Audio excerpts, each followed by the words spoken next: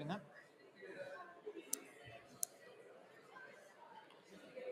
As everyone's taking their seats, I'll just remind you there is a question that we're asking. There's a QR code at the registration desk, and it'll be in some of the workshop rooms as well. And it's an opportunity just to log in and give some input, some guidance to the Hunter JO around what you think are important priorities or issues or things that you'd like to see us tackle or do. It's just a summit like this is a great opportunity to get some direct feedback in an environment where people are really stimulated to be thinking about the future of the region. So I'll welcome everyone back. Our next speaker is Ollie Lamb, the Managing Director of Ailevon Pacific Aviation Consulting. Ollie has worked in North America, the Asia Pacific and Europe across all aspects of airline operations, industry advocacy, airport business development and strategy consulting. Ollie is joining us today from the US, and he'll be sharing his insights into the key drivers and attractors for bringing international flights to regional airports such as Newcastle. So a great builder on Peter's presentation before. Just a reminder, I mentioned it earlier, but Ollie can't be with us for the panel discussion. So if you've got any questions that you'd like me to raise with him after his address, please put them into Slido. Up on the screen, you'll see, go to slido.com. And you may need to register if you haven't previously used Slido, and then put in the code Ollie Lamb, OLILAMB. And those questions, I'll have my phone, so I'll be able to see the questions coming up. So without further ado, please join me in welcoming Ollie Lamb.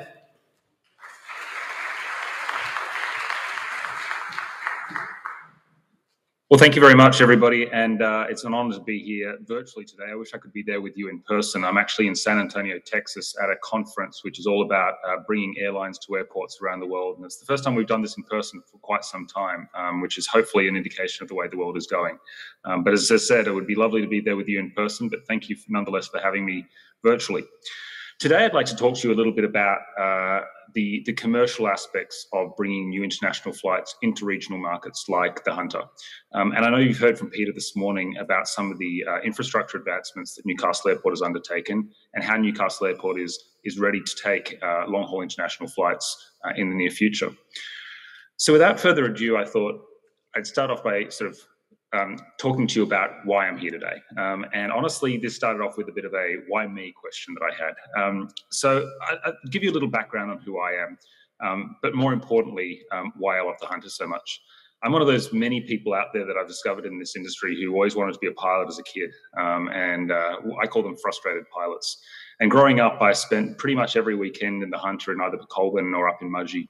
But I spent a lot of Saturdays at Cessnock Airport watching planes take off and land and thinking, gee, one day I'd love to be one of those pilots doing that.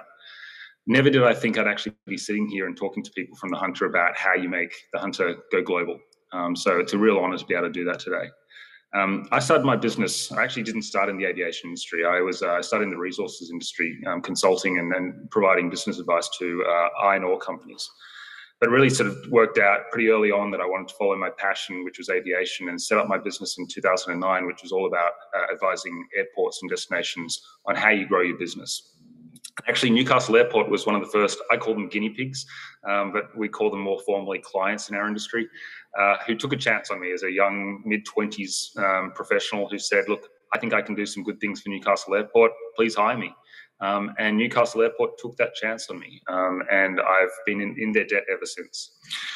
But I'm also an example of an Aussie business that went global from those early beginnings, and Newcastle Airport being a foundation client.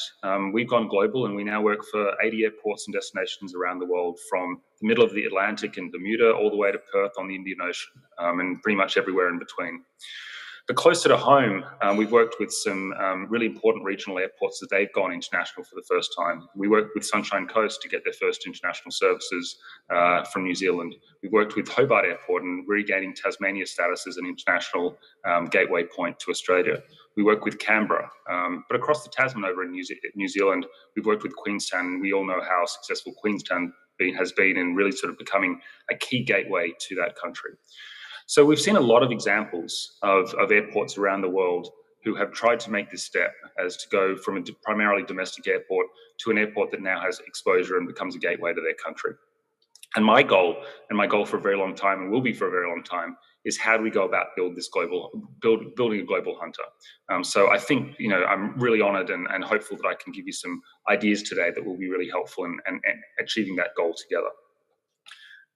So building a global hunter really is the end point of all of this. What we really need to talk about is Airline Economics 101, and how does an airline go about thinking about any new route, but particularly international routes. The reality is airlines don't spend much time sitting around throwing darts at a map, like a lot of people think they do, working out where they fly next. Most of the time, airlines and network planners, who are the people who decide where the planes fly, spend most of their time looking at their existing markets. And there's a good reason for that. They know their existing markets. They've got lots of data on their existing markets, and they know how those existing markets perform. When they think about those new markets, they sort of triage those existing markets into markets that are performing and markets that are not performing. And let's just focus on the markets that are doing well. In those markets, oftentimes an airline will say, look, this market is doing well, we'll put a larger plane on it. They might decide that they don't have larger planes, or that's not the right answer, and they put more frequencies on a plane. And then they might do the reverse of those things for underperforming markets. But you can see at this stage that they're not looking at new markets. This occupies 90% of a network planner's day, which is focusing on their existing markets and optimizing the performance of those markets. In the remaining 10% of their time, they have time to look at new markets. So you can see already that thinking about new markets and doing things differently is very low down the priority list for most airlines. Now, during the pandemic, that changed because existing markets were performing very badly, particularly internationally. So airlines had to spend a lot more time looking at new markets. But now that we're moving hopefully into a more recovery phase, we're seeing airlines return to the normal pattern of focus on existing markets, grow your existing business, and less time focused on new markets. That said, how do we go about building a successful new market? In particular, how do we go about building a new international market for the hunter? The reality is there's three big ingredients for this. First of all is adequate infrastructure. And I know Peter from Newcastle Airport has spent some time talking to you today about what Newcastle Airport has done in that regard. But it's not a case of build it and they will come. And Newcastle Airport knows this very well. You need to have a compelling proposition. And what is that compelling proposition that is going to entice an airline to say, I'm going to take this risk of a new market? Because that's what a new market means for them. It means taking an aircraft away from something that they know, an existing market, where they've got plenty of information, and taking a huge risk on a new market. Now, there might be a big return for that risk, but the reality is there's also a lot of risk on the downside, which is that they could lose a lot of money going into a new market. And if your job's on the line, if your career is on the line by making the wrong call about a new market, a lot of times airlines will say, I'll stick to what I know best, which are my existing markets. And finally, we need a willing airline partner. And I think on the domestic front here in the Hunter, we've actually done a really good job on the first two components of adequate infrastructure and compelling proposition for most of our domestic carriers.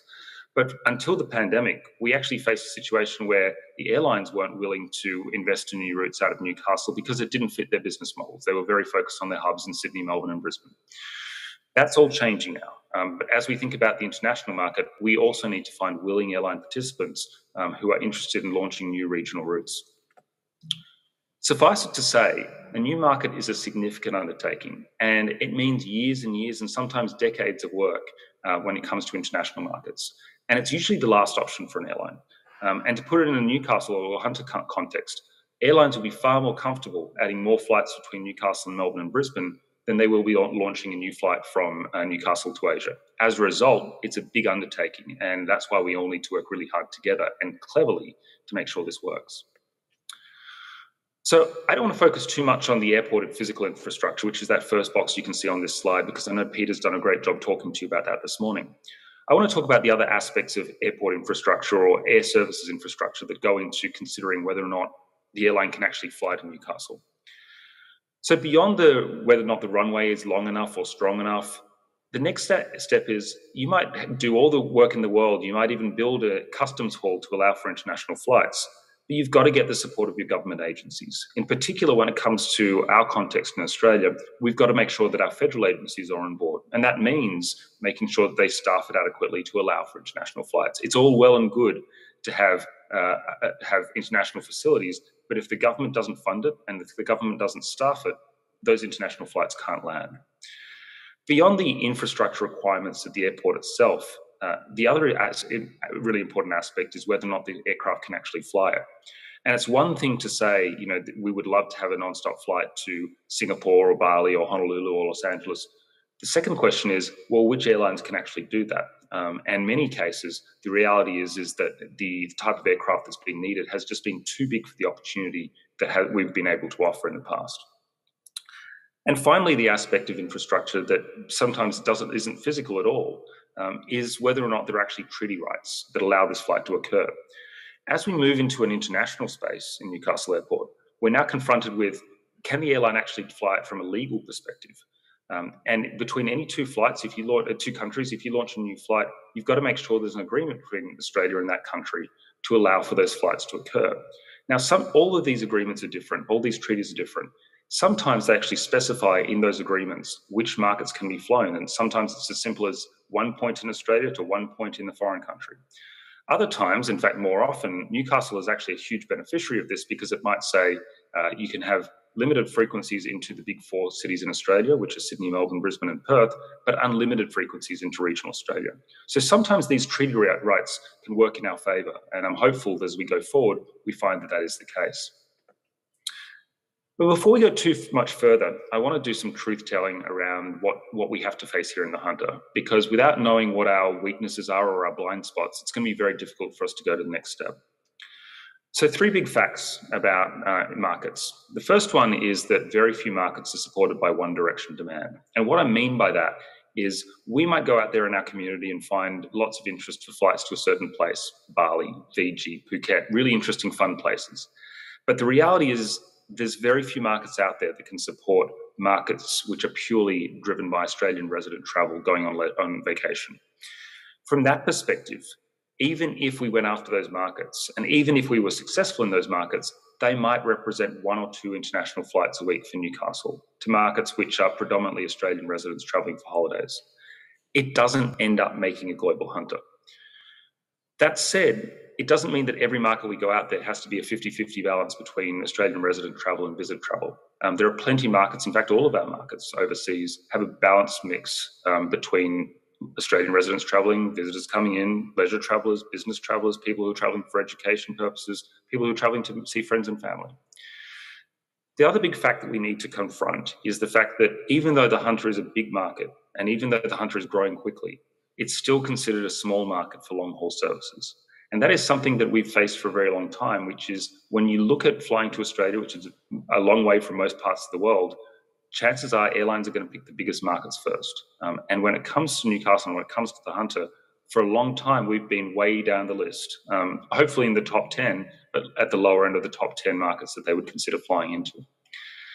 But the big change that's happening in our industry is the dynamics are changing. And all of a sudden, because of technology changes as well as market changes, the industry dynamics are shifting in favour of smaller route opportunities, markets that can be flown with smaller aircraft and a more niche airline air services. And the third big fact that we need to confront is that secondary airports don't have a great track record of success. If you look around the world, most markets which have 2 airports, and the second airport calls itself a secondary airport to the major market, don't perform particularly well. And there's some pretty good reasons around that, which is all things being equal. If an airline can fly to the more prestigious primary airport, which has more customers, they're going to choose that any day of the week to make sure that they minimize the risk of failure. What's different, however, is if you're a market which could potentially be a secondary airport to, say, Sydney, but you actually go out there and create your own brand proposition and your own market, you actually do really, really well. And we'll talk about some examples of where, rather than calling themselves a secondary airport, they've actually created their own market, has worked really, really well in growing their international presence and becoming global destinations. So let's go back to that first question about how do you go about finding balanced markets? Look, there are some markets out there that are predominantly outbound from Australia, Bali, Fiji, Phuket. But even in those markets, you have to be a really big market like a Sydney, Melbourne, or Brisbane to find enough Australians who can fill that plane on a consistent daily basis or multiple times a week on a year-round schedule. And the reason for that is airlines don't like to just come in, once a week or, only during school holidays, because then they've got to find something to do with those planes the rest of the time. So unless you're a really big market, supporting those flights to places like Bali, Fiji, and Phuket it's going to be a tough time, and it's certainly not going to build a substantial enough presence for an international carrier in a market like Newcastle. Then we have markets which are predominantly inbound, and China's a really good example, and China has been rivers of gold for the tourism industry for many, many years until the pandemic. But as we saw during the pandemic, dynamics in that one country can very quickly change and cause that river of gold to dry up. And if you go back in time, you can see plenty of examples in Australian tourism history where we've relied on a particular inbound market. Japan in the 1980s is a great example of this, and that market dries up or it stagnates. And all of a sudden we have to recast our aspirations, and many markets, Cairns being a great example, lost a lot of service because they've relied predominantly on inbound services. The reality when it comes to our markets, however, and I say our in the broader Australian context, is that all the big markets are mixed markets. New Zealand, the United States, Britain and Canada, and Europe. These markets have a significant balance of traffic between Australian residents as well as visitors coming to Australia. And that makes them sustainable from an air services perspective. It means that if Australians like traveling to Europe in their summer, for instance, when it's cold here and it's warm over there, that's great if it can be balanced against the fact that Europeans like to come to Australia when it's warm here. Those sorts of balanced market dynamics are exactly what airlines are looking for. Are there people going in both directions? Are there balance of traffic between tourism and education and business demand? Those are the sorts of dynamics that make for a successful route. And when we go out there and present Newcastle and the Hunter region to the world, it's those sorts of dynamics that we need to be highlighting. I mentioned earlier that the stars are aligning for some of these smaller opportunities and regional markets around the world. And I've included a quote here from Alan Joyce from Qantas about his new order of aircraft, which are called the A321 XLRs. The really interesting thing about these aircraft is that they're roughly the same size as an aircraft that flies today between Newcastle and Melbourne. The difference with these aircraft is that they'll now be able to fly from Newcastle to Hong Kong or Singapore or Bangkok. These are aircraft which for the first time have the size of a domestic plane, but have the ability to fly really long distances. And this suddenly changes the equation for regional markets like Newcastle. It means that you no longer have to find 300 people who are going to fill a plane multiple times a week to fly to a certain destination. It means that we can now find more niche opportunities that we've been very close to, but just could not find those 300 or 400 passengers you need to fill a big plane that can fly a long distance. The other good thing about these new planes is they operate at much lower cost, which beyond being fantastic for the environment or much better for the environment, also means you can offer more reasonable fares. And more reasonable fares means that you can actually stimulate demand and create demand to new destinations, actually allowing a visitor to Australia to try out a new Australian market for the first time because the fares are so attractive. But the big sort of game changer that these new aircraft mean, and Qantas is not alone in buying these aircraft, many airlines, both within Australia and our region and around the world, are buying these smaller, longer haul aircraft. The big change here is you now no longer need 3 million people in your catchment area to support a long haul service. And that's why this is so important for Newcastle and the Hunter. The other thing I wanted to focus on today is why calling yourself a secondary airport or second city airport doesn't necessarily work in your favour. And I'll give you a great case study here of a market that did it differently. If you think about Gold Coast Airport, which is probably the greatest example of a regional airport going international that we have today in Australia, it's only located 99 kilometres from Brisbane. So that means by rights, 99 kilometres is not a huge distance. By rights, they could have called themselves Brisbane's second airport. They could have called themselves Brisbane South. And if you put that in our context, Newcastle Airport is twice as far from Sydney as Brisbane is from Gold Coast Airport.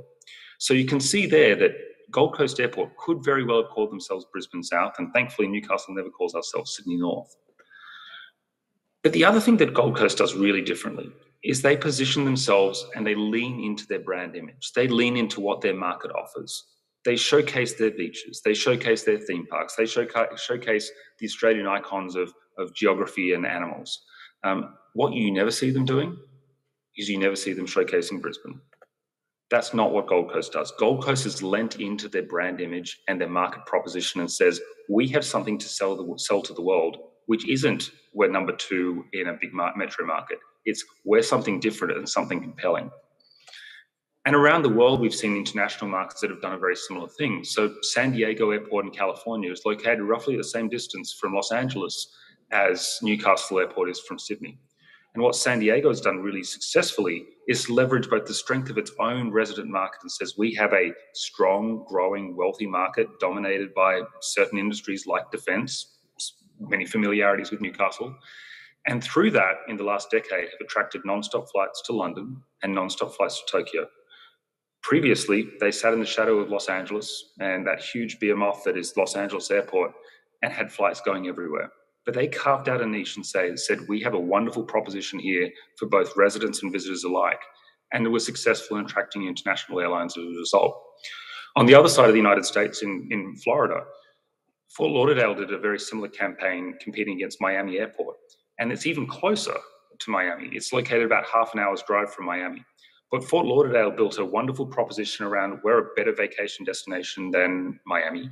And as a result, has actually outsurpassed Miami Airport in terms of leisure demand growth and leisure demand numbers over the last decade, with significant international services to Europe and beyond into the Middle East and Russia.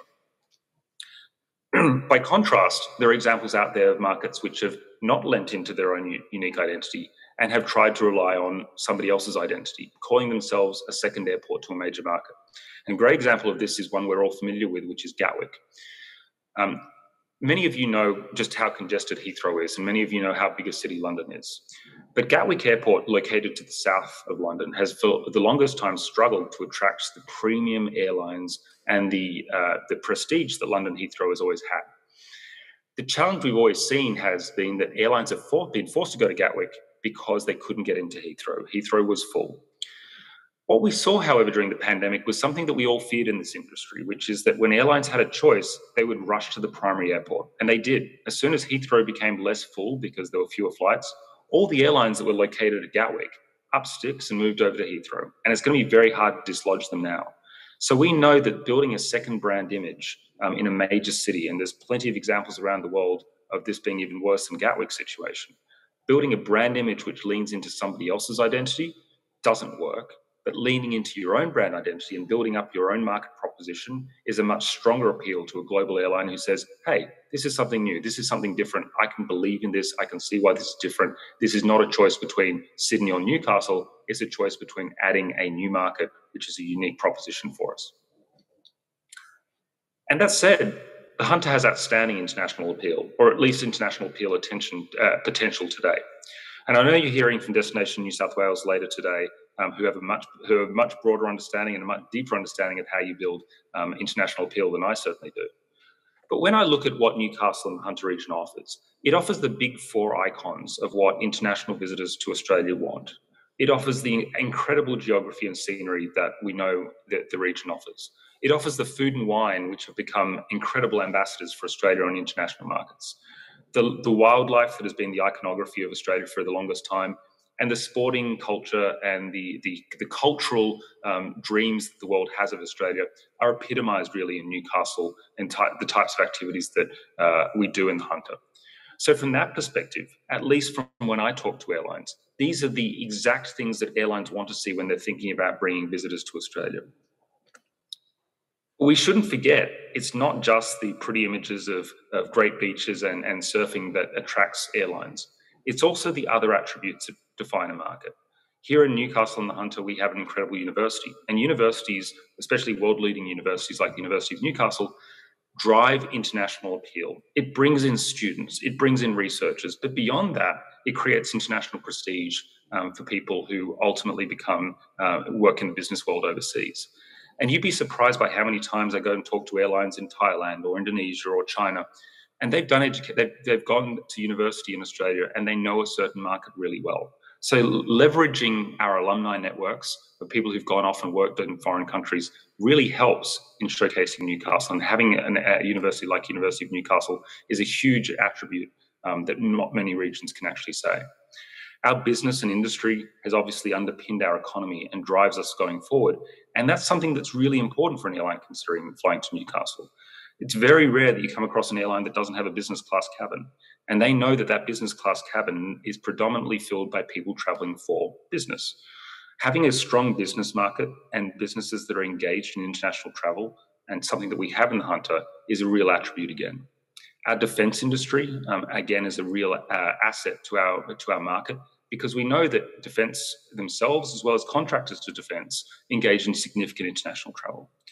And business events have become an increasingly significant part of international travel as well. And we know that the Hunter Valley and Newcastle more broadly has a significant appeal, both from incentive trips as well as normal corporate retreats. So those are the sorts of things that airlines want to see when they think, what is the appeal that drives me to create a new regional destination in Australia? So now we can actually think about how do we go about building this global hunter, now that we understand what the challenges are and the opportunities are. The first thing that we need to do is to capture our own market. And what I mean by this is we need to stop people driving down to Sydney to fly out. We need to make sure that they choose Newcastle and fly out of our airport, because every time they fly out of Sydney, or anywhere else for that matter, all it does is it reduces the size of our potential market from the visibility of the airlines. But on the other side of that coin, we need to bring visitors in more directly. And that means if somebody's coming from Asia, trying to get them to come through one of our gateway cities in Brisbane or Melbourne, or increasingly some of our other airports such as Adelaide. It's about finding those mixed flow markets which have a strong balance of both visitor and resident demand, both leisure and business demand and educational demand. It's about leaning into the hunter offer. It's being proud of what we have here and showcasing that on the world stage. The Gold Coast does not shrink from what it offers, and it goes out there and says, we have Australia's best beaches. It doesn't say we even have the best beaches in Southeast Queensland. It says we have Australia's best beaches. What we need to do to build that global appeal is to say we have the best beaches, wines, food, culture, nightlife, events.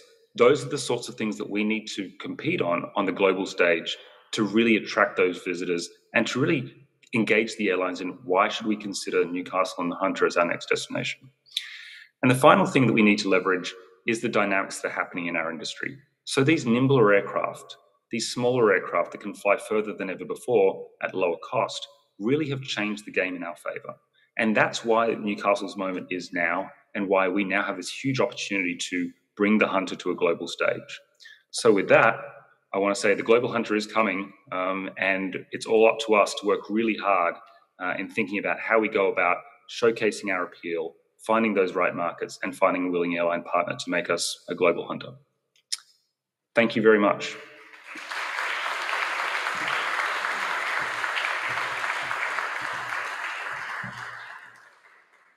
Thank you, Ollie. We have a few minutes for questions. If you haven't jumped on Slido, please do. Ollie, just reflecting on your own story, and then you mentioned at the end sort of the international student market, just made me think about the massive hidden asset that is the diaspora. I think I pronounced that correctly. Of hunter residents, people who grew up here who've moved for work or other reasons, and in our international student and business alumni.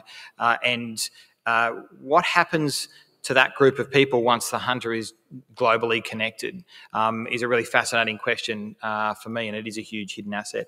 I've got a couple of questions that have come through on the Slido. So, Ollie, we'll start with this one. What key infrastructure, so in your experience in advising airlines, what key and airports, what key infrastructure do we need to boost agricultural export-import trade via air and seaports? That's a really great question. And I didn't touch on cargo in my presentation today, but it is an essential and increasingly essential part of air services. And the reality is the Hunter is very well connected to many of primary producing regions of New South Wales and the broader country as a whole. The biggest infrastructure requirements for an airport really are good access, whether that be road or rail, to those primary producing markets.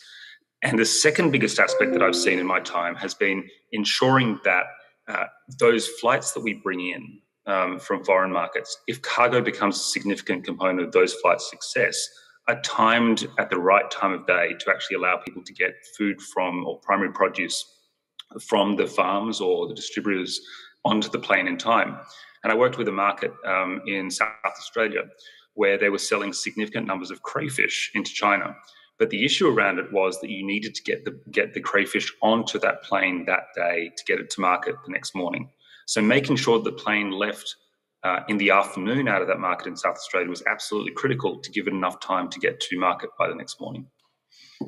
It's great. And another question we've got is, and given you know the hunter, do we need more signature attractions in the region? Look, I think more signature attractions, it would be absolutely wonderful. I mean, we've got a good history in Australia of doing signature attractions, from that 80s trend of the big everything to sort of beyond, before that, things like the Opera House and things like that. I absolutely think that more signature attractions would be really, really helpful. That said, there's a secondary component to that, which is more accommodation and bigger and more internationally renowned and recognised accommodation options. And a great case study for this is what we saw in Hobart. I don't think many people recognise that Mona, which is the Museum of New Art down in Hobart, would become such an internationally recognised signature attraction. But it did, and it became something which people would gravitate to from around the world. However, the accommodation stock in Hobart didn't keep up pace. And in what we saw was that the cost of accommodation escalated to the point where people who might have otherwise come to Hobart were actually turned off by the price of accommodation in Hobart, and there just wasn't enough. So making sure that we build signature attractions that bring people in, but also having places for people to stay, is equally important. That's great. The questions are flowing in, and we're not going to get to them all. So what do you see as the most obvious international destination for Greater Newcastle in the short to medium term? Look, if I could wave a magic wand and pick my favourite market to see Newcastle connected to, I would probably say Singapore would be my number one choice. And the reason I say that is that it's a fantastic city in and of itself, from in an inbound and outbound perspective for Australia when we talk about those balanced markets. But beyond Singapore itself, it offers outstanding connectivity throughout Asia and into Europe and the Middle East. So it would actually basically become a springboard for Newcastle to reach not just the Singaporean market, but also those markets in Asia and Europe and the Middle East. That's great. Chicken and egg question. How important is freight to new airline routes? Does freight follow passenger? Does one support the other? Yeah, it's a good question. Some routes are really dependent on freight. There's no question about that. And a good example of this is what we saw during the pandemic, which was all these planes kept flying between international points in Australia with very few passengers on board because of the restrictions. Yet they were underpinned and supported by significant cargo freight flights that were coming in, or cargo that was coming in the bellies underneath the plane. So we learned during the pandemic that many flights which we previously didn't think could be supported by cargo alone could actually be supported by cargo alone. In some other markets, so pretty much every flight you see going to Bali, or did see going to Bali pre-pandemic, there was very little cargo at all, yet those flights were successful. So it really depends on the market. I would expect that many of our markets would require some component of freight to support the service, but not every market. Another one. I've got two more questions, and then we'll let you go, Ollie. But one I think is very relevant to the outcomes from this summit is people are curious to know what metrics are required for government agencies to understand the opportunity before it arrives. Do you have any insight into that?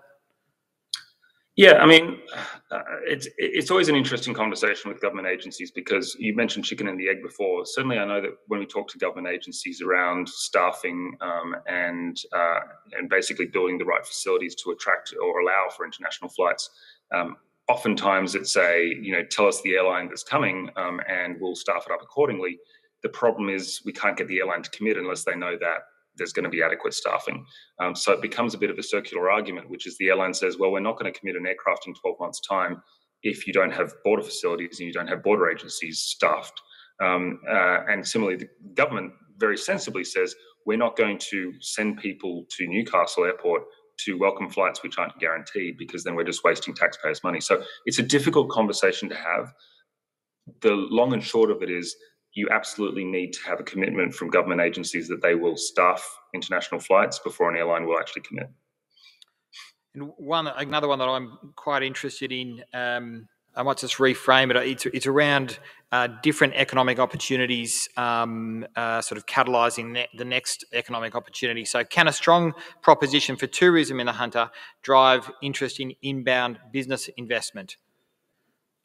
Absolutely. I mean, I think that's a really good question, and I think it is something that is definitely a very strong driver. And the reason for that is that people often work out where they're going to buy businesses or invest in business or start businesses on the basis of somewhere that they visited. So, for instance, entrepreneurs will see an opportunity when they're on holiday somewhere and say, "This is a really good place for me to relocate my family, start a business, build a business, buy a business." And I think that market familiarity is definitely something that is certainly going to help. And I think one of the challenges that Newcastle on the Hunter faces less and less over time, but has faced in the past, has been a negative perception without any awareness, and people having a concept of Newcastle on the Hunter without ever actually having seen it and seen what makes it tick. I think the more people we show our wonderful assets to, the more people that can see what the Hunter has to offer, the better it will be both for our aviation prospects, but also for business development itself. That's excellent. Ollie, we're going to leave it there. I just want to thank you for your time, and I'd ask everyone to join me in thanking Ollie for his presentation. Thank you very much. Before I introduce our next speaker, I just want to acknowledge the presence of one of my other mayors in the room, Ryan Palmer from Port Stephens. I left him off this morning. I really like my job. I want to keep it. So, Ryan, wherever you are, thank you for your attendance today and for your leadership here. Our next speaker is Geoff Roberts, the Chief Commissioner for the Greater Sydney Commission. Geoff has significant experience working with governments, industry and the community to bring together diverse views and reach a shared way forward. He led the negotiation to the Western Sydney City deal on behalf of the New South Wales Government and played a pivotal role in this tri-government agreement between the federal government, the 8 councils of Western Sydney and the New South Wales Government. Today we'll hear from Geoff about establishing the Hunter as a key global enterprise. His colleague Elizabeth Moldwater, CEO for the Greater Sydney Commission, will be on the panel after lunch, so please get your questions ready for that discussion. Please join me in welcoming Geoff.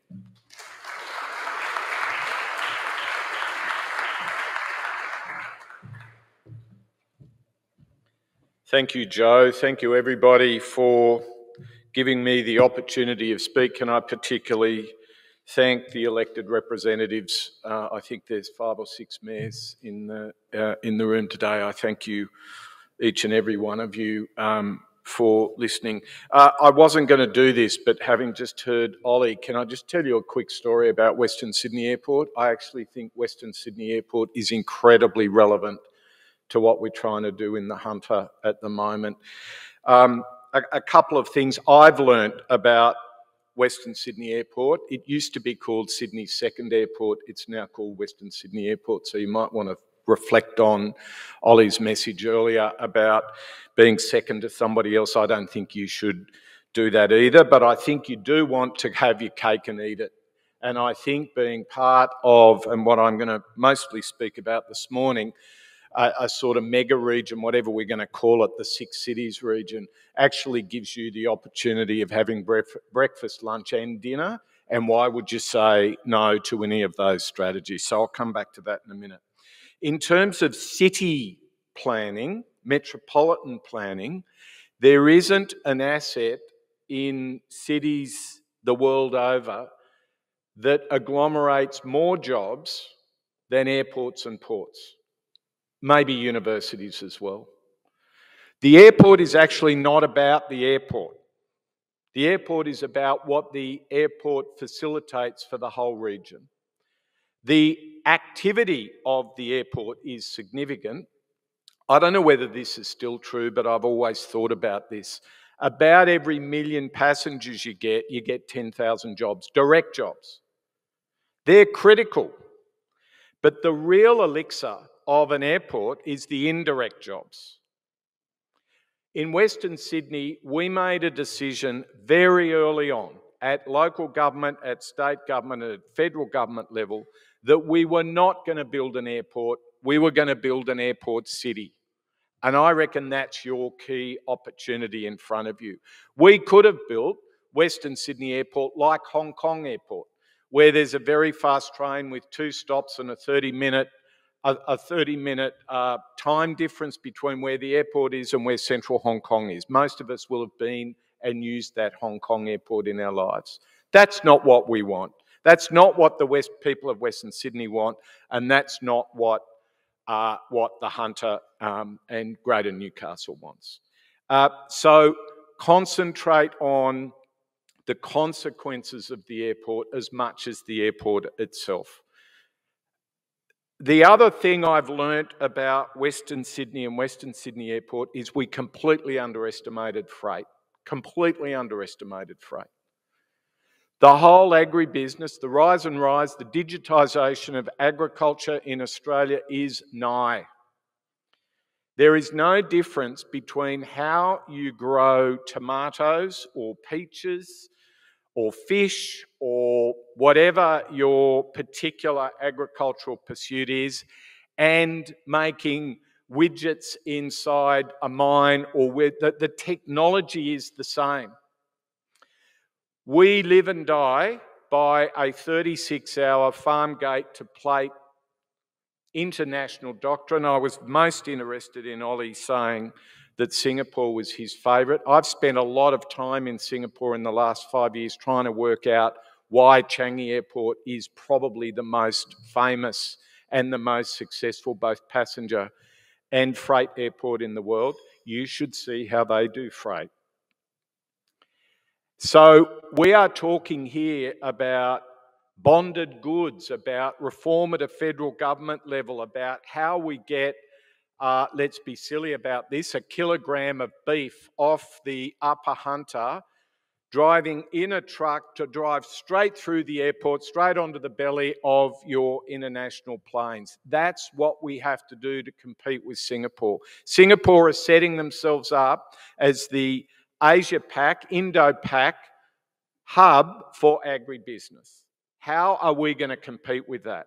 We have got 3.5 billion people within a flight of your airport that are subject to free trade agreements. That is a game changer.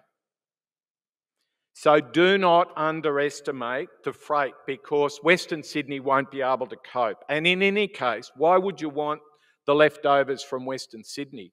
We want to be developing their own markets for freight. But we got it wrong. In Western Sydney, we got the freight question wrong. The final thing I'll say about Western Sydney is we are starting to see global giants locate in Western Sydney because of the airport. You've got your SAP. By the way, you are the only airport that has an RAAF base and a commercial airport co-joined. There's no other place in New South Wales where that occurs. That is a strategic advantage that must be leveraged.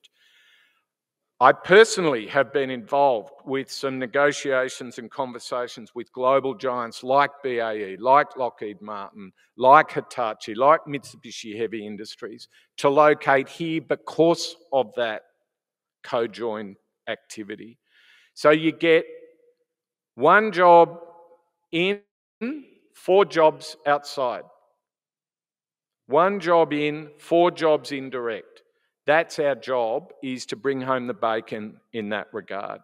So I just think your airport is magnificent. I love the story. I also, because I'm old and have worked in cities all my life, I worked on the Gold Coast situation. The Gold Coast does a lot of heavy lifting when Brisbane doesn't work well. It's not just the Gold Coast airport, but by goodness, haven't they done well in terms of how they've looked at their airport. They look at Newcastle all the time, by the way. There's quite a lot of competition, maybe more from the Gold Coast than there is from here, about these 2 city regions. So let's have a look at the Gold Coast as well. If people from this room want to come and have a good briefing about what's going on in Western Sydney, we're not even opening for 5 years, and you should see the change in how that airport has changed that region. If people want to come down, I'll make sure that you get access to the top people in Western Sydney just to learn, not to copy, but to learn the what's going on down there. I say that with great affection. Now, that's first lecture. Can I now move on to what I actually was going to speak about today, which is really, what the hell is this Greater Cities Commission? What's this metropolis of 6 cities, mega region of 6 cities? What are we all about, and how can we add value to your area? The first thing I would say is we're not here to take over. I think our history, we've been in existence since late 2015. We were established by the Honourable Rob Stokes. Our reporting minister is now the Honourable Rob Stokes. We've been reporting to Premier and a couple of other ministers along the way, but we're back with our parent, if you like, in terms of the Honourable Rob Stokes as the Minister for Cities. So we are not going to take over. You can check us out in Sydney. We enable distinctive, regionally distinctive places. We are not a one-size-fits-all. We are certainly not a Macquarie Street-led place. So I just want to make that absolutely clear. This map here demonstrates the geography of the 6 cities. And before people start saying you've already made your decision about what you're going to do, all we've done here is put together the draft Hunter plan, the existing Greater Sydney plan, the draft Central Coast plan and the Illawarra plan on a single page. That's all we've done there. And what that shows is that there is some pretty good work that's been happening, but my goodness, you can see the benefits of actually thinking in 2 dimensions. So what we're all about is how can we create the connective tissue that adds value to each of the 6 cities as being part of a megacity, and then how can we facilitate your aspirations in your city? That's our job. And what you can see here is that we have 3 deep water ports. The other, I think, important issue globally is the rise of the megacity is here. So national governments are becoming less important. Don't tell the federal government that, but it's true. And the rise of the city-state and the rise of multi-city states is nigh. So whether we like it or not, the private sector will be thinking like this in any case. So we've got an opportunity together to get in front of that. Can I just deal with a couple of governance issues that I know are important to people in the room before I go into content? We have in Sydney at the moment a Greater Sydney Commission with 3 district commissioners: the Eastern Harbour City, the Central River City and the Western Parkland City. The big whoopee-doo of the 2018 regional plan for Greater Sydney was establishing the metropolis of 3 cities. What that in practice has done has shone a light on Western Sydney. So we have frankly overinvested in the Eastern City forever.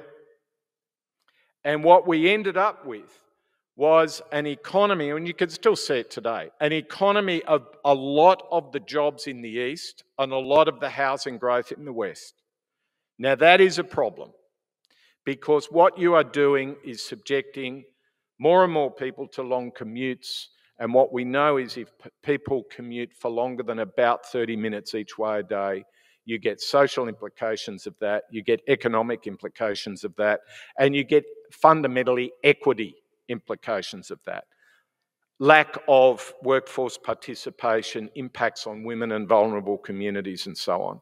So that was the point of the 2018 Metropolis of 3 Cities, was really to balance metropolitan Sydney and really to stop having suburban developments that were unconnected to infrastructure that other parts of Sydney have enjoyed. Each of those 3 cities in Sydney have what's called a district commissioner at the moment. Those district commissioners are nominated by local government and appointed by the minister and cabinet, because it's a government position. All government positions go through cabinet. It's a part-time position and it's quite heavy. And they advocate for and pull the councils together and achieve regional alignment in each of those three cities. Those district commissioners, the names of the people are Dr. Deborah Deering, Peter Poulet and Liz Dibbs. They also sit on the full commission meetings. In fact, we had a full commission meeting yesterday and there were 5 secretaries sitting in the room. DPC, Treasury, Transport, Planning and Infrastructure New South Wales, sitting in the room with these district commissioners. The proposition for the 6 cities is that we rename those district commissioners city commissioners and that there be a Hunter City Commissioner, a Central Coast City Commissioner and an Illawarra Shoalhaven City Commissioner. We have not yet settled on the governance model in this part of the world. And I will be continuing to talk with, listen to and negotiate with the elected representatives in the room and some of them that aren't in the room today over the next few weeks. I think what I can say today is that the Greater Cities Commission doesn't anticipate taking on the Upper Hunter. I don't think we were ever set up, and we had this conversation at the JO meeting last week, I don't think we were ever set up to deal with the 5 councils in the Upper Hunter, but how we deal with the 5 councils in the Lower Hunter, we have not settled on yet.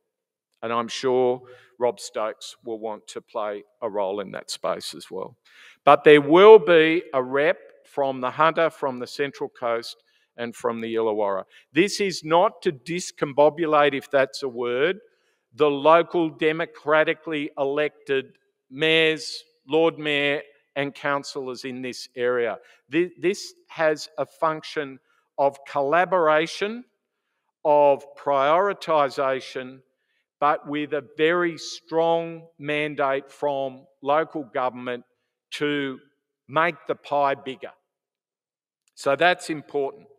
The second thing is the day job of my organisation, and you'll hear from, by the way this works is I speak and Elizabeth answers questions later, if that's okay by everybody. The day job of us is to pull together with you, with business, with local government, with the communities, to pull together whatever we're going to call it, a mega region plan for the 6 cities that looks at the inter issues, and I'll come to what some of those things might be in a minute. And what's crucial in that, we're going to do that in a statutory sense by the end of next year, but I think it'll kill me if you had to wait till the end of next year for us to add value in this space.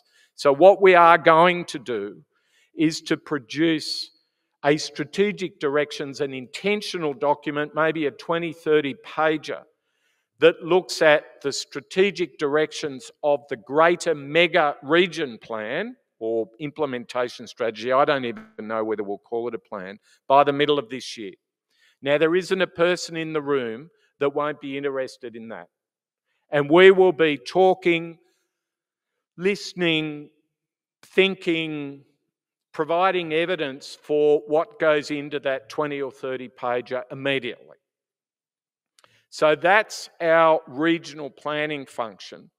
What we will also be doing is working on each of the city plans. Now, your plan, and you've got your metropolitan plan as well as your region plan. So there's a bit of work to sort of zhuzh through there, but we will be working on the city plans for each of the 6 cities within the cities at the same time as doing the mega plan. What part of each of the 6 city plans goes in the mid-year statement this year, we still haven't worked out. So that's the day job of the Greater Cities Commission. We are not here to take over. We're here to help.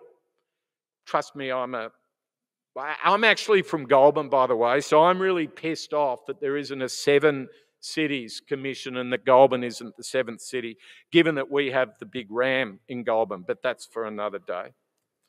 So think about the big picture plan. Think about your plan as being regionally distinctive, owned by you, prepared by you, but part of something that adds value to you, not as a hub. You shouldn't think about yourselves as a hub.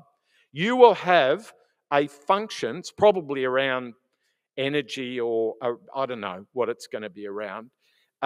You will have a mega metropolitan job to do as part of the 6 cities. Don't think of yourself as an add-on. I think that's old thinking that Western Sydney, as an example, sort of got over 4 or 5 years ago. Can I quickly talk about economic gateways? If I could be honest, city planners haven't really profiled economic gateways well enough in metropolitan and city plans. That's a general statement, that's not a particular statement here. I think we're understanding, particularly post-COVID and even during COVID, the importance of economic gateways, and what I mean here is airports, ports, innovation districts.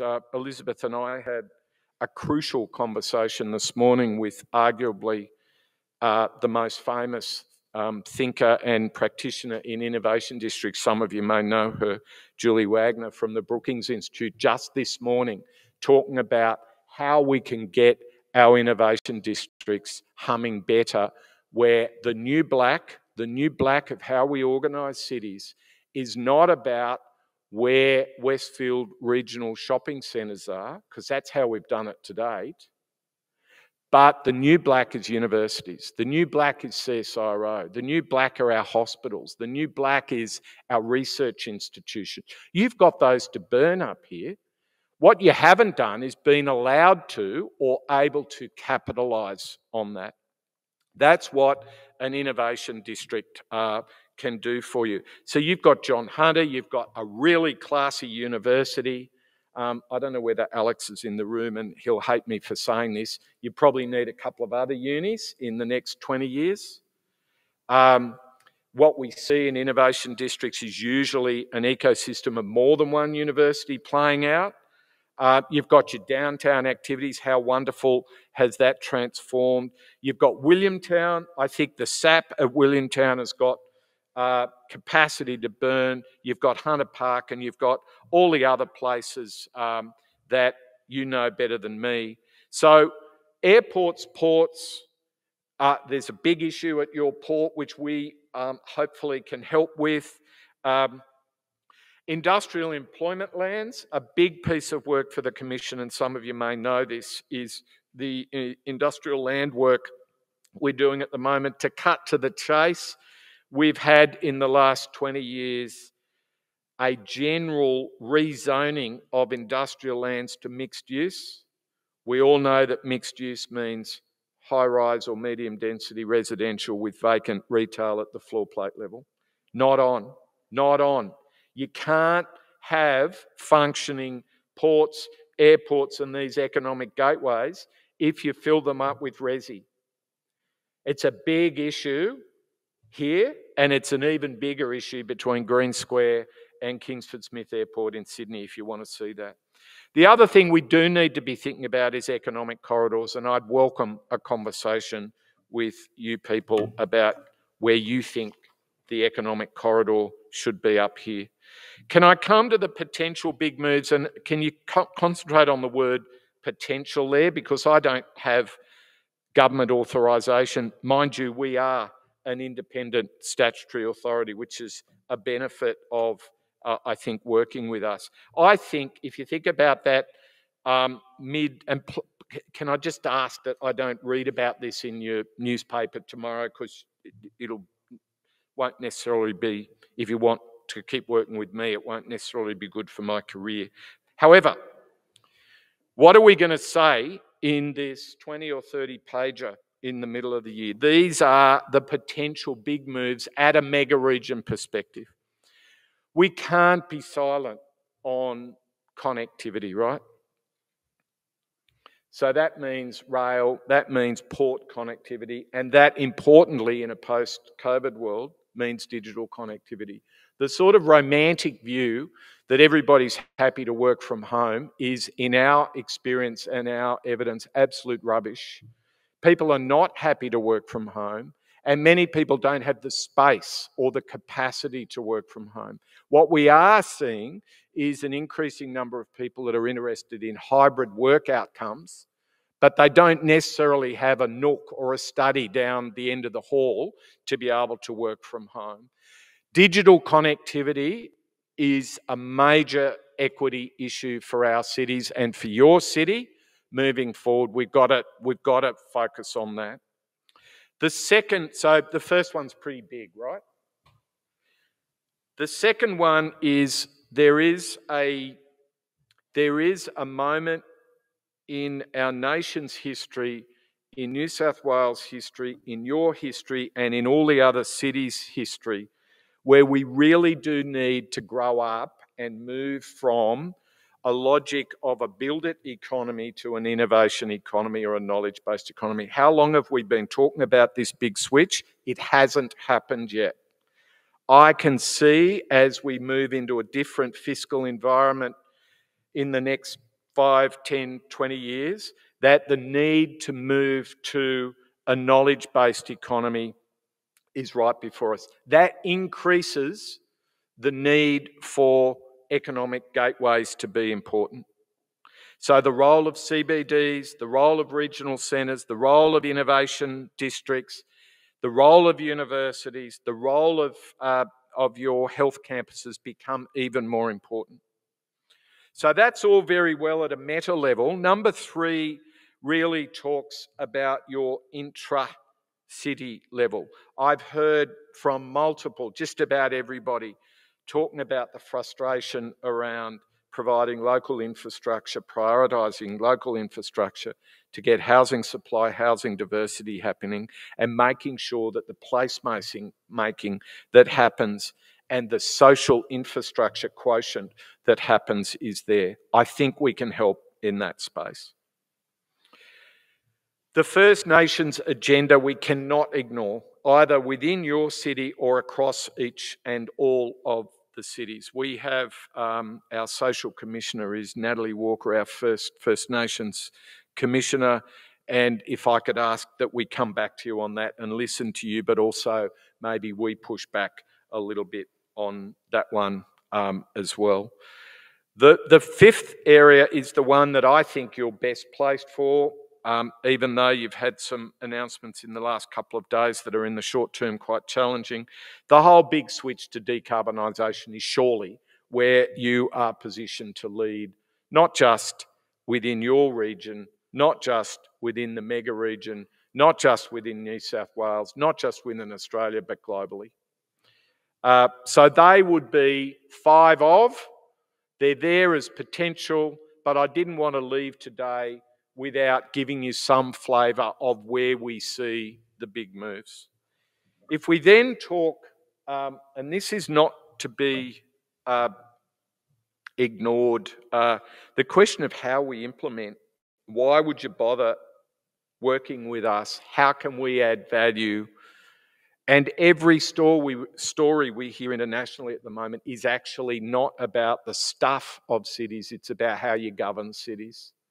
That whole nexus between hard governance and soft governance, legislation versus persuasion, collaboration, co-creation, we've all heard the words, but it's time, and like the international groups that are like us, and we've spoken to 20 other cities in the world in the last 12 months just to understand where they're sitting. We're 6 to 12 months behind the implementation of the post-COVID world because most other cities came out of it earlier than we have. So there's much to learn, and there's some work on our website that I'd recommend you have a look at in terms of what cities like Singapore, like Toronto, like London, like Shanghai are doing. But the real question in implementation is how we can make more things happen more quickly. Being with us gives you a seat at the table. We need to get better at innovation districts. The mid-year strategic directions, I think, will be prepared by the Commission rather than submitted to government for approval. But we need you people in the room. Your state government governance in this region is, can I say, marginally complex. So we need to be thinking about simplifying that. I think your local government leadership, you're quite well served in terms of your local government leadership. There's some issues around boundaries, but I think you're very well served in that space. Frankly, so are the Illawarra. So don't ignore the boring bits at the end of the page around the how we set up governance structures for multi-equity models. How do we get local government land and state government land in the same pie? How do we get more jobs more quickly, more housing affordability and affordable housing more quickly? I know that there are quite high stress levels around contributions and other things. That will always happen. What we've got to do is try and map a short term, go hard in the short term, but make sure we set things up properly in the long term. So look, I think that is all and mostly what I wanted to say this morning. Can I again thank you so much? It must be slightly galling having people like me sort of waddle in with supposedly all the answers. I don't have all the answers, but I think we do have a lot of influence and we do have some experience that I hope you people can see that can assist your wonderful region. Thank you so much for listening to me.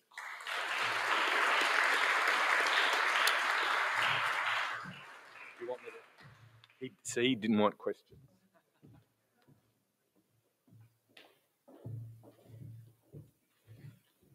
Thanks, Geoff.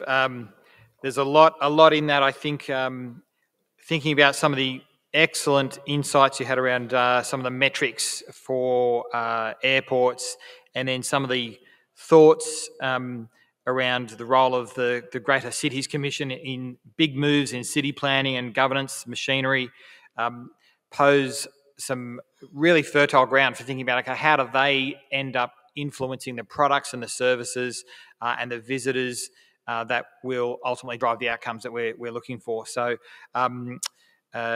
again, I'd encourage everyone to think about their questions, think about some of the things that Geoff's raised in the context of the workshops. And I just ask you to, again, just express your appreciation for Geoff coming here today, and we'll have a chance to talk with Elizabeth during the panel session later. So if I can just ask you to thank Geoff again.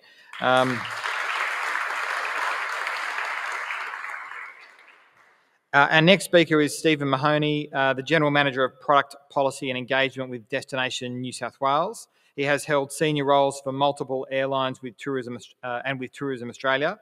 As a result, he has a wealth of knowledge around aviation, travel and tourism marketing. Today we'll hear from Stephen about growing the Hunter's tourism offering in a competitive global market. Please join me in welcoming Stephen.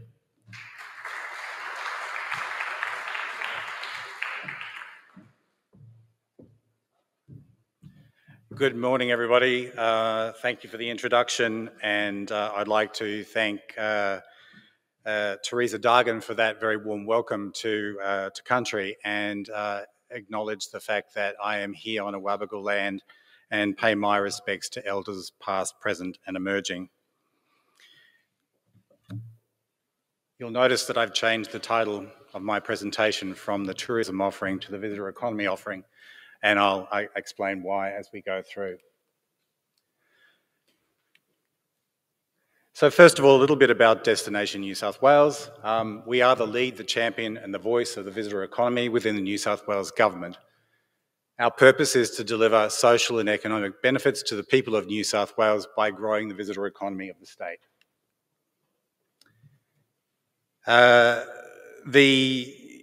The visitor economy, and I think it's never been more starkly, people have never been more starkly made aware of this than throughout the pandemic, when all of those businesses who relied on whether it was intrastate, interstate or international visitors, all of a sudden found their businesses quiet, their stores empty, their cafes not pouring as many coffees as they had before.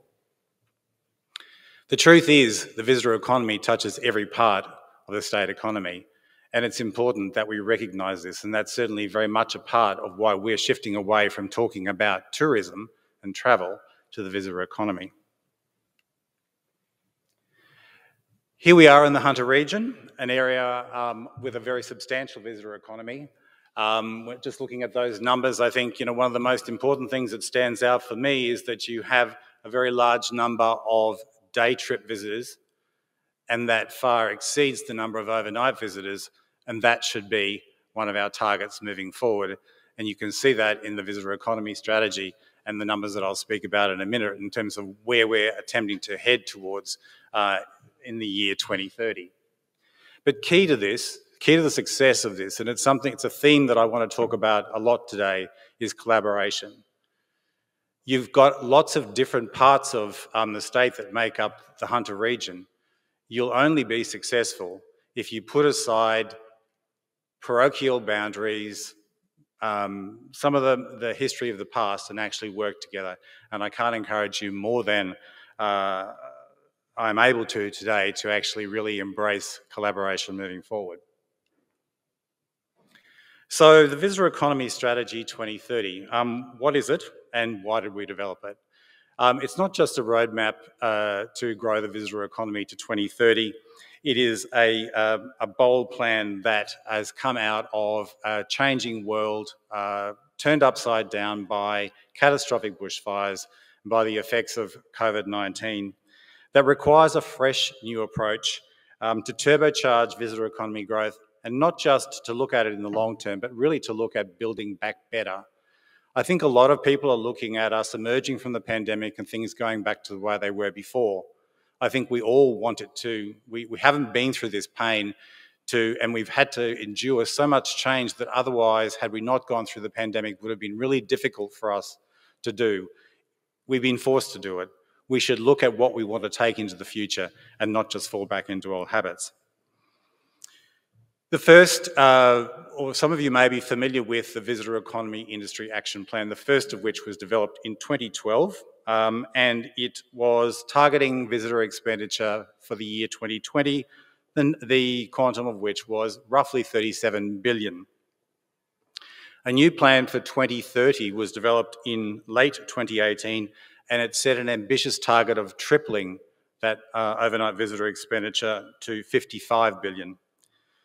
With overnight visitor expenditure at record levels of around 35 billion in 2019, New South Wales was on track to smash that 2020 target and was on a steady trajectory to 2030.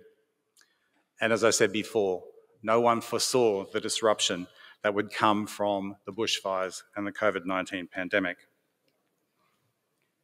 So let's just take a quick deep dive, or a superficial dive, into the visitor economy strategy. It is on our website if you're interested in having a deeper dive into it.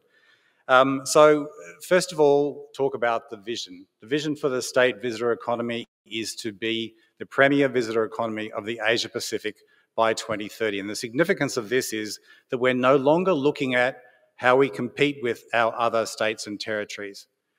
We want to be a significant player in the visitor economy within the Asia Pacific. And a number of our speakers today have talked about the scale of visitor economies in other parts of the Asia Pacific. So that will give you some sense of the challenge, but also the ambition that we have.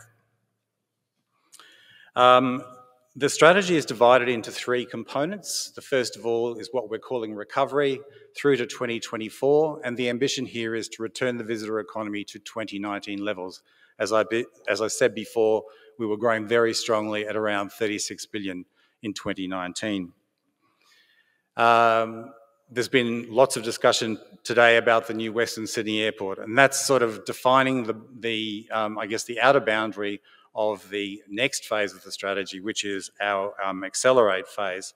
a momentum phase, and that is really working to leverage the investment in such an important asset, which is the Western Sydney Airport, to help grow the visitor economy. And a lot of that's going to come through the work that we as an organisation do with our partners to grow the visitor economies of the Central River City and the Western Parkland City. Importantly, from our perspective, the Western Sydney Airport is not just a low-cost carrier landing place and a place that is going to be for cheap, low-cost carriers.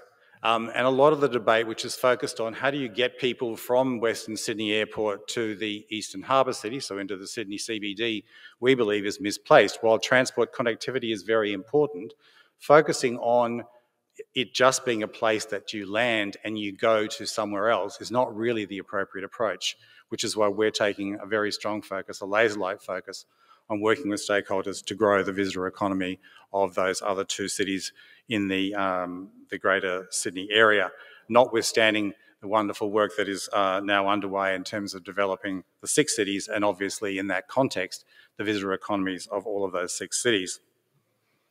And then, we'll hopefully, with the added stimulus of a second airport, second major international gateway for Sydney, not to mention the opportunity that exists with Newcastle and other airports around the state, really move into that accelerate phase through to 2030. There are 5 strategic pillars and 5 guiding principles. The 5, I'm sure you can read them, but obviously we're in road to recovery mode at the moment. And we've been in road to recovery mode really since the strategy was launched in 2021. But we've had a few road bumps, speed bumps along the way. Building the brand. The state of New South Wales has not had a visitor brand in more than a decade. Certainly we've had lots of attempts at marketing, but we've not had a single unifying proposition that recognised the incredible diversity that this state had and was communicated in a way which was compelling. Many other states have done a much better job at this than we have. Some of you may, and I will show you some of this work in a minute, but some of you may have already seen this work, but it is groundbreaking in the sense that it is the first time the state has come together through deep consultation with stakeholders to develop a compelling brand for Sydney and for New South Wales. Showcasing our strengths. Great marketing is only as good as the product or the visitor experiences that you have to promote. So there's no point in starting out with a marketing campaign and offering visitors a promise that you can't deliver because you don't have the volume of experiences or the quality of those experiences that will meet the expectations that they have when they come to visit. Investing in world-class events as the New South Wales Government major events and tourism agency. We don't still use the word visitor economy in describing ourselves, but we'll change that. We invest very heavily in world-class events, and our ambition here is to make New South Wales the events capital of the Asia Pacific, in line with our ambition to be the premier visitor economy of the Asia Pacific. And there is a very significant investment in signature events in the Hunter region.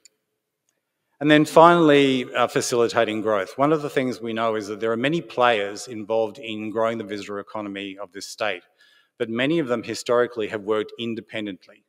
And just as I've spoken about collaboration, the need for collaboration from a stakeholder perspective, the people who are actually developing and delivering the visitor experiences, it's very important that all parts of government also work together and work in partnership with the private sector to facilitate the growth that is going to deliver on the ambitions of the strategy. In terms of guiding principles, I'll go through each of these as I go through the rest of the presentation. First of all, putting the visitor first might sound like a really obvious thing, but it isn't necessarily the way in which all businesses that start up, or the foundation of all businesses that start up. From our perspective, you're only going to be as good as the customer need that you service. Maybe it's a need they didn't know they had, but you certainly need to understand it and be responding to that. The organisation, Destination New South Wales, has a wealth of data, most of which is available. Most of it's available through our website, and if you haven't actually been to destinationnewsouthwales.com.au, I encourage you to do so. And we also work with our destination network. Michael is here. if you don't know Michael, he's waving his hand there, can also be an enabler of your access to this information. And so, this feeds into the brand strategy that I've talked about. It feeds into our product development strategy, and we use it very extensively. And we would encourage everyone to do this, not just in terms of whether it's a funding application or whether it's developing your own experience. This spider map, I think, is very important. The reason that I wanted to show it today is that while our ambition is to be the premier visitor economy of the Asia Pacific, this shows us that consumers perceive us very differently from what currently from what our ambition is. And I guess in particular, there are some points that relate specifically to the Hunter region that I'd like to call out. We are significantly behind Victoria, for example, in terms of has amazing locally sourced food and wine to enjoy. One of the problems that we have, certainly in the CBD, maybe not so much in regional New South Wales, but we have it in the CBD, is the sense that we're a global city and that we want all of these things that are international. There are very few states and cities that you would visit anywhere else in Australia where you would see such a proliferation of wine from other regions and from other countries as you do generally in the Sydney area, which is where the majority of our international visitors are at least starting their journey. And we need to change this. We need to get to a point where people in New South Wales are a little bit more parochial and they actually take great pride in their food and wine. Now, I know that's probably sounds ridiculous standing on this stage and saying that in the Hunter region. But we have 14 wine regions in New South Wales. The Hunter is our oldest and perhaps our most celebrated. But it is very hard to find wines from the Hunter region on most wine lists around the state. So we need to celebrate more. We need to talk about the provenance of the produce that we're serving. I was delighted this morning when I had breakfast next door that the eggs were identified as coming from Lake Macquarie. That is an amazing thing. It's something we don't do often enough, and it's something we should do more of. So there are a number of, this is informing our brand strategy. These are the areas that we know we have the potential to perform strongly on, but where we're currently underperforming in terms of consumer perception. And this will continue to drive both our brand strategy as well as the work we do in building specific visitor experience categories. Talking now about the brand. The research that we did both with stakeholders and with consumers very strongly indicated that while we had a very diverse range of experiences, and it's often said that New South Wales is Australia in a microcosm. Yes, we have the snow. Yes, we've got the desert. Yes, we've got the outback. Yes, we've got, great cities. But what we were doing was just presenting a collage that didn't have any soul. What we discovered through the research we did with our stakeholders and consumers was that what people really wanted to do was feel something as a consequence of their holiday. And the insight that we derived from this and how we matched it to the offer that the state has was that New South Wales uniquely offers a collision of culture and natural wonders that leaves you energised long after you visit. And this is the proposition behind the Feel New brand that we have developed. If I just click on this, will it play? Yep. Okay, so now I'm sure many of you, I hope many of you have seen this. This is the TVC that launched the Feel New campaign. It's a clever way of bringing to life our unique promise that New South Wales will energise those who visit and make them feel new. And I'd also draw your attention to the very significant focus on Aboriginal cultural experiences as part of this. It's in all of us. That craving to feel energised again. To feel new. To see something new that will blow our minds. Or meet someone new who will change it. You know how I feel. To discover a new experience. You know how I feel. And something new about ourselves.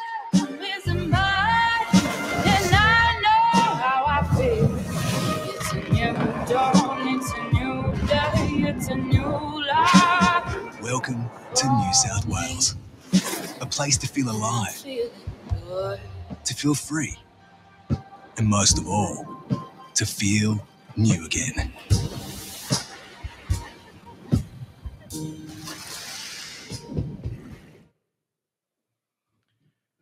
So while it's called the Feel New campaign, the development work for this started long before COVID. And it's sort of, I guess, an interesting coincidence that we sort of developed it at a time and it has been launched at a time when we most want to feel new again. We're all tired of the same routines. I know Geoff was talking about the situation of working from home. I think we're all tired of the same routines. While we may love our local coffee shop and we may love a lot of things about working from home, it's got a sameness to it. And there is this desire, we know from our research into consumers, to feel new again, to renew their life and their experiences, and they're looking to travel experiences to assist them with doing that. We certainly know that while we weren't necessarily happy about some of the border closures, it was almost the best thing that could have happened to New South Wales, because many people who had they had no choice, they had the desire to travel, many of them had never actually gone much further than some of the well-trodden paths. They got out and explored a lot more of New South Wales and decided or found out just how many amazing things there were and how great it was to be to travel in our own state, and continuing to do that on a repeat basis. I've covered this off. This is an incredibly flexible brand. I mean, this is just an example of how it could be used in a creative execution where we have the overarching feel new proposition, but where we might be looking to do something on a regional basis. The phase that we're in at the moment is recovery, and it's obviously been very important that we are driving demand now that travel restrictions are lifted, and that there's a need for us to continue to reinvigorate the visitor economy. We will continue to encourage people to renew their lockdown routines with visitor experiences, and to champion through our communication work the diversity of experiences that are available to them. The next wave of Feel New kicks off next week, and I hope that you'll start to see a lot more people coming into the region. The other very important aspect of this is that many parts of the Hunter region have relied very heavily on the international market. So with the closure of Australia's international borders, from one day to the next, the business was lost. And I know that many of you in the room will feel this acutely. It's very important that we take the lessons from this particular pandemic and the risk that we run of having all of our eggs in one basket to diversify our businesses moving forward. There's been some discussion today about digital acceleration. It's probably true to say that the pandemic has accelerated digital innovation, digital commerce by at least 10 years. Things that people were in their own businesses forecasting might be the situation in a decade have come true at a much faster rate than what they had anticipated. In this context, we're also embracing digital innovation, digital transformation of the systems and processes and the way in which we work, but encouraging our stakeholders in the visitor economy to do the same.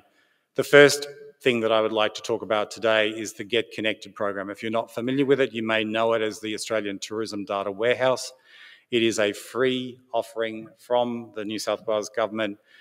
Some other states charge you to have a listing. The New South Wales Government does not. It actually gives you access to more than 20 million visitors to one of our consumer websites annually. It's free, it's easy to do, and if there's nothing else you take away, if you're a business owner and you play in the visitor economy, if you do nothing else from my presentation today but go home and investigate, Get Connected and create a listing, then I will feel like my trip to Newcastle has had some value. We're also in the process of redesigning Sydney.com and visitnewsouthwales.com to make them more relevant to and future-proof to the environment, and again, using the stimulus of a much deeper engagement with digital platforms to accelerate our use of digital marketing and social media marketing as well. We have what we believe is arguably one of the world's finest collections of, or finest video and image collections of a destination anywhere in the world, and very importantly, this is also available to you. If you want to find out more about that, just Google, or you can go to our website and look for Content Library and you'll find out more about it there. And our New South Wales First program, some of you may be familiar with this, it's our capability building program. And this year we've focused very much on digital transformation. We partnered with Meta, so Facebook and Instagram, to offer a series of 5 webinars on how to improve your knowledge and use of and engagement with your potential visitors and your existing customers by teaching people how to use these 2 platforms better. The amazing thing with this was we were able to reach more people through those 5 webinars than we would typically reach in a single year, so in 12 months. We, over the period of a couple of months with these 5 webinars, got to speak to more than 5,000 stakeholders, and we're pleased to see that many of the people who went through that have adopted the learnings from that program and are significantly enhancing both their presence on their activity, their presence, and their engagement with their customers. And we'll continue to do more of these as we move forward. Leading with our strengths, which is also one of the guiding principles of the visitor economy strategy, and I've chosen a few today that I think are particularly relevant to the Hunter region. So food and wine is an obvious one. Nature and adventure, Aboriginal culture, culture, arts and heritage, and the coastal lifestyle. Strengths also include other things that may not be obvious, such as events, and that's across the board from major events, whether we're looking at, dare I say it in this room, the Newcastle 500, through to some of the smaller events that I know are funded through the Regional Event Fund. And also, very importantly, the very significant opportunity that you have through business events, your proximity to major gateway airports, your proximity to some of the state's best visitor assets makes you an ideal location. And the fact that you are also so close to, whether it's the Warramai conservation lands and the amazing experiences that are in abundance around the hub that is Newcastle. So, as I said before, Newcastle is the Hunter region, includes perhaps is home to Australia's oldest wine region and one of its most celebrated and one of its best known. And coupled with that is an amazing offering in terms of produce, both from the perspective of dining as well as agritourism.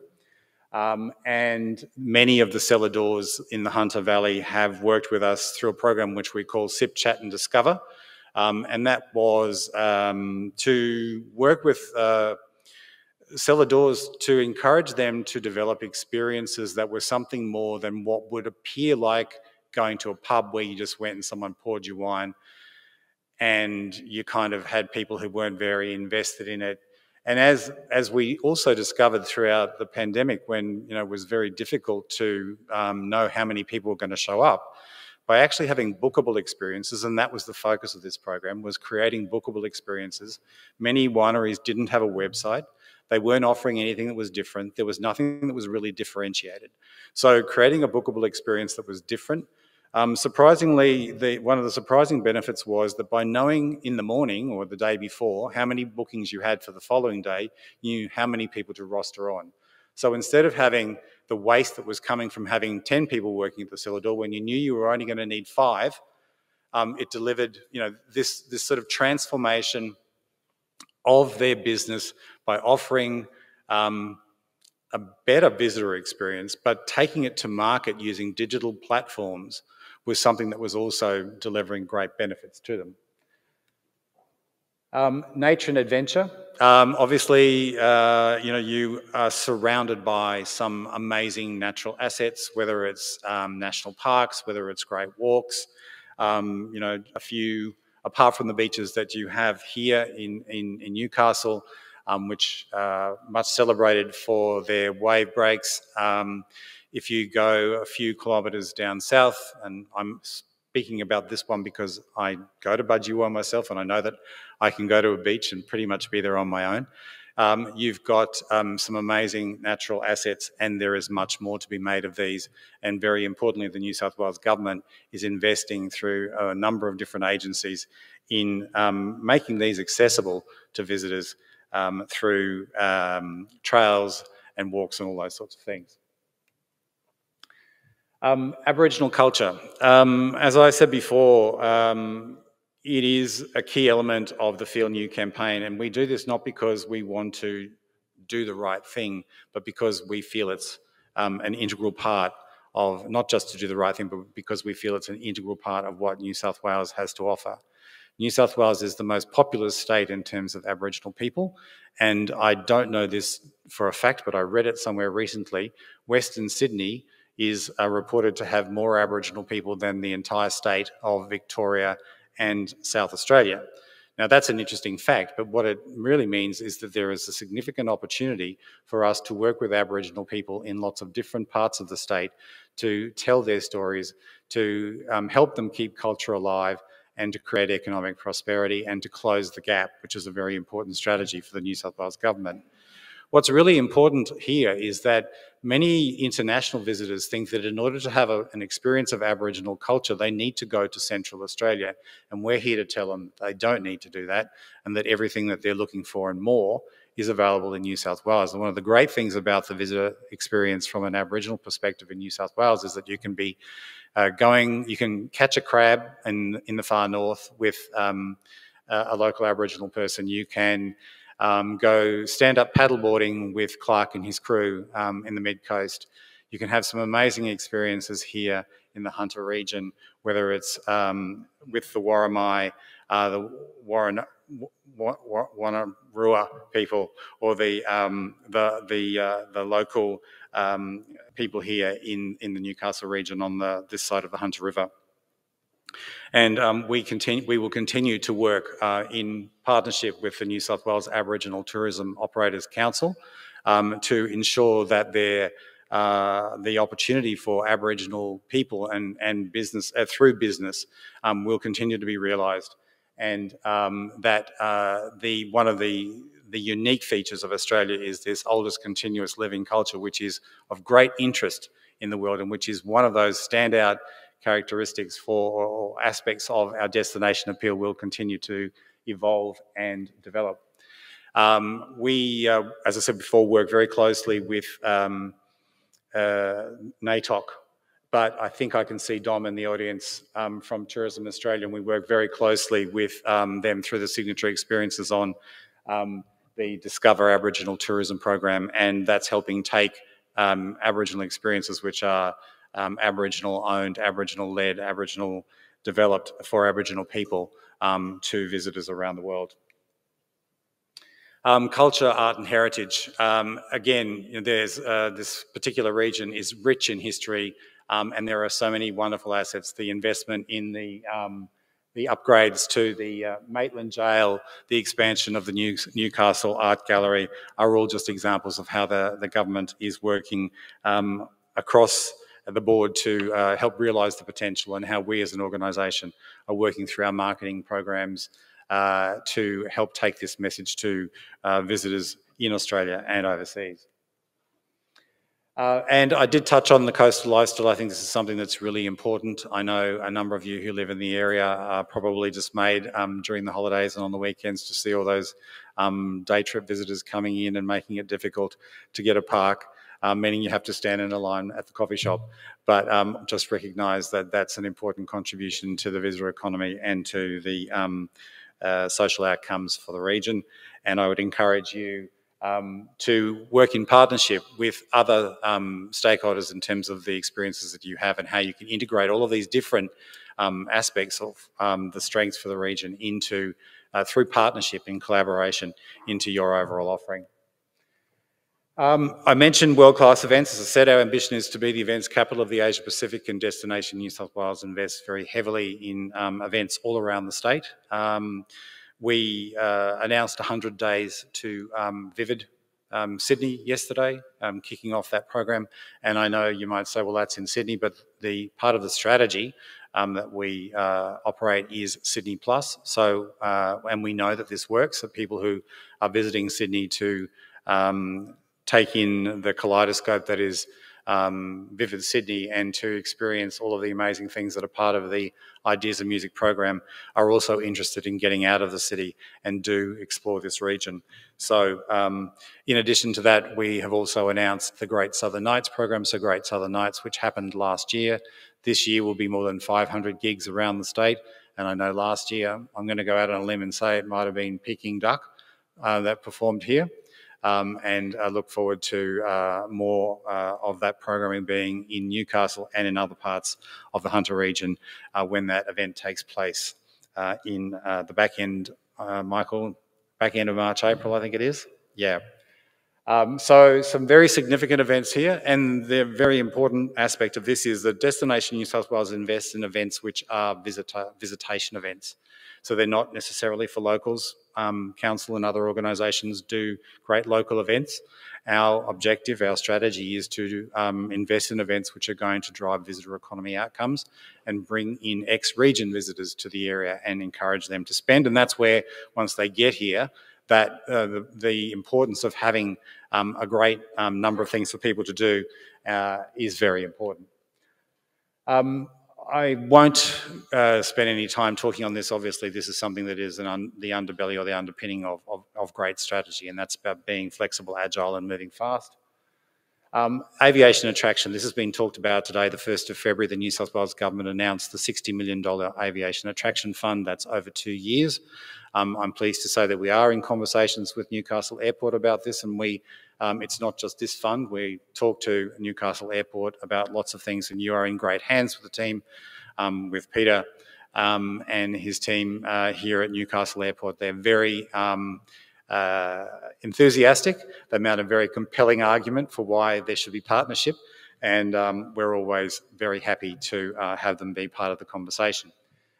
This is open for 2 years, as I said. Applications are open now, and we are in active conversations with all of the airports around the state.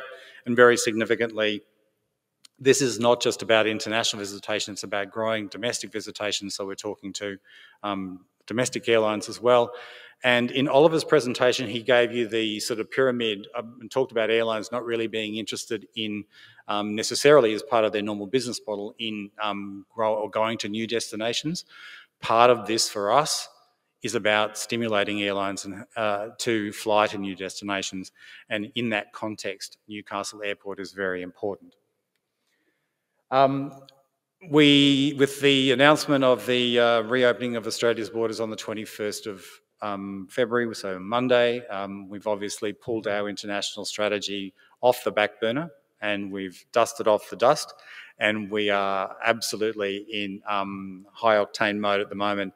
We have brought all of our international teams back. They were on reduced working hours. They're all now back 5 days a week, and we are fully charged and ready to go. And we have a very comprehensive integrated strategy which we'll look to deliver in this space. Collaboration, I've talked about this earlier. I just want to touch on the Visitor Economy Senior Officers Group. It was an action from the Visitor Economy Strategy. What we recognised, as I said before, was there were lots of different parts of government that had a finger in the visitor economy pie, but we as a government didn't actually work in a collegiate way. The Visitor Economy Senior Officers Group meets 4 times a year. It's meeting next week for its first meeting of 2022. And it is a sharing of programs so that we get alignment of both investments and programs and effort, and also try to make the user experience from a stakeholder's perspective much easier instead of people being bounced around, that there is this sort of coordination. And it's a work in progress. I'm not saying we're there yet, but it's a very important conversation. We'll continue to have this moving forward. Funding programs are probably well known to you. These are just a selection. We're in the final stages of some decision making, which will have impacts for the region in terms of applications that have been made. Very significantly here, the Department of Regional New South Wales is a major player in this space. They have a vested interest in growing the visitor economy of regional New South Wales and working with us in this space. They have a much larger budget than we do to invest in this area, so they tend to focus on infrastructure projects of scale. but we also work with them in helping to set that direction and also making the decisions. I'd like to, I guess, finish with a few opportunities. This has also been talked about today. Oliver talked about it, other speakers have spoken about it, and that is when we look at the visitor economy, looking at it across all of its dimensions. You have so much in the way of economic activity in this region. Economic activity drives the visitor economy in many respects. It's also a reason why people are coming. It's also a driver of visitor events. Your average business event visitor spends many times more than the typical leisure visitor. We have a program through our Meet in New South Wales offering, which works with stakeholders to deliver on these benefits. But I encourage you to really not lose sight of this. Again, international education has been mentioned by a few of the speakers. We see this as an enormous opportunity for educational tourism, and the return of international students will continue, and they will continue to provide an important stimulus to the economy as well. Investment attraction. Government will continue to invest. There's been some discussion about what's really needed. While I share the view that accommodation is important and attractions are also important, we shouldn't overlook the importance of experiences. So that is looking at what I talked about in terms of strengths before and looking at how you can really grow the opportunity for this region by focusing on what makes it distinctive and delivering it extremely well, both not just in terms of there are lots of things to do, but that you do it well. I know labour is an issue. It's an issue across the state. It's compounded by housing prices and all sorts of other things. But this, looking to a migration solution isn't the way forward. We need to look at this as a systemic problem. We need to get Australians engaged in recognising that a career in the visitor economy is desirable, and it starts with school students and parents. And obviously the last 2 years haven't been the greatest exposure for the sector in terms of seeing people out of jobs and maybe thinking, well, that isn't something I'd really like to encourage my children to get into. But it is something that we really need to address, and we need to put a spotlight on careers in the visitor economy much more into frame. And then I guess the final point from my perspective is the 24-hour economy. This is something that, there is a 24-hour economy strategy which the government has released. It's a very important document, and it's being led by a great team headed up by Mike Rodriguez. Some of you may know him. There is a significant opportunity for major cities outside the CBD, and we will continue to work both with other parts of government and with local stakeholders to try and realise this opportunity.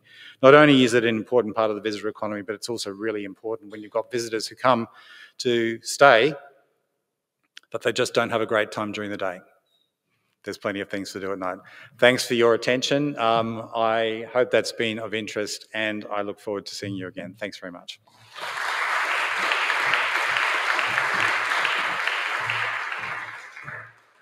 Thank you very much, Stephen. That was a really thorough look at the visitor economy machine in the state, the vision around New South Wales being the premier visitor economy in the Asia Pacific, and how it echoed something that Geoff said, how we leverage that vision and that campaign to make a regionally distinct offering within this vision, I think is part of the challenge and the opportunity that Stephen's laid out. Some of the things he talked about, the collision of culture and natural wonders, definitely something that the Hunter has. The unique Indigenous offering, again, something that the Hunter has. And then I thought with the opportunity with the airport around world-class events, I just looked at where those events were and I thought, okay, we've got world-class product potential further up the coastline, further inland, and the airport is something that can really catalyse making that happen. Next on the program is lunch. After the break, we'll return for our panel discussion, priorities for building a world-class tourism offering and attracting global enterprise. On the panel will be Peter Cock, Elizabeth Mildwater, CEO of the Greater Sydney Commission. Also note that Elizabeth's previous experience is a senior executive within Transport for New South Wales, which I think we've heard a lot about connectivity today, and so that could be important to those discussions as well. And Andrew Smith, CEO of the Warramai Local Aboriginal Land Council. Our panel facilitator will be Rosemary Milsom, journalist and director of the Newcastle Writers' Festival. During the break, if you can register for this afternoon's workshops, just so we can sort of make sure we've got people spread out at the front desk if you haven't already. That would be much appreciated. Hope everyone's sort of pinging off each other after lunch with lots of ideas in those workshops, and I will see you after lunch. We're back in the room at 1:30. Thank you.